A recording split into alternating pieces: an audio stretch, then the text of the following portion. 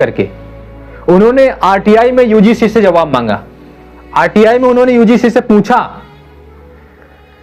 कि कृपया हमें बताएं कि देश में जो यूनिवर्सिटी हैं, देश में जो भी यूनिवर्सिटी हैं उनमें कितने वाइस चांसलर अर्थात कुलपति किस कैटेगरी के हैं। आप लोग सुनकर दंग रह जाएंगे मेरे मित्रों। साथियों, आपको बता देना चाहते हैं कि देश में लगभग 500 यूनिवर्सिटी हैं, 496 यूनिवर्सिटी देश में हैं, जिनमें से ओबीसी से 36 वीसी बनाए गए हैं। सिर्फ और सिर्फ 36 वीसी। कितने? 36। अब आप समझ सकते हैं कि ओबीसी के सिर्फ और सिर्फ 36 वाइस चांसलर 496 यूनिवर्सिटी के अंतर्गत सिर्फ और सिर्फ 36 यूनिवर्सिटी में ओबीसी चांसलर हैं। इसीलिए भेदभाव होता है।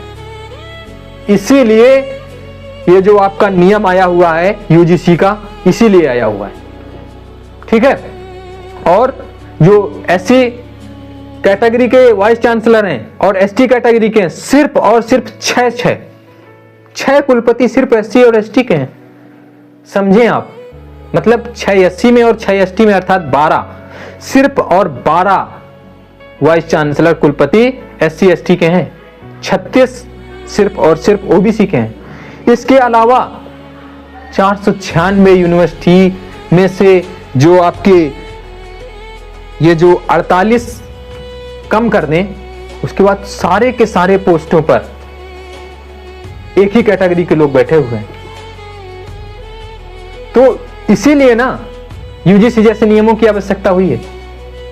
उसमें यह भी है, अगर हेड जो इक्विटी कमेटी का हेड है वो गलती करता है तो आप उसकी भी शिकायत ऊपर कर सकते हैं।